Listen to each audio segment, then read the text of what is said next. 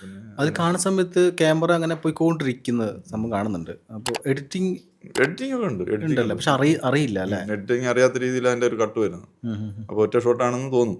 ഒരു live cartoon എന്നുള്ള ഒരു കോൺസെപ്റ്റ്. അത്യാവശ്യം കുറച്ച് വർഷം പോയിട്ടില്ല ഇതിൽ ആ പ്രോഗ്രാം. ഞാൻ 1000 എപ്പിസോഡ്, അതായത് 3 വർഷം, 2.5-3 വർഷത്തോളം അത് നല്ല രീതിയിൽ ഹിറ്റായി പ്രേക്ഷകർക്ക് തിരിച്ചറിയുന്ന ലെവലിലേക്ക് വന്നു. അതിന് ശേഷമാണെങ്കിലും പിന്നെ അല്ല, അത്യാവശ്യം ഹിറ്റൊന്നല്ല. മലയാള എല്ലാവർക്കും ടെലിവിഷൻ അറിയാലോ ചരിത്രത്തിലെ മുൻഷി. ഒരു സൂപ്പർ ഹിറ്റ് പ്രോഗ്രാമാണ്.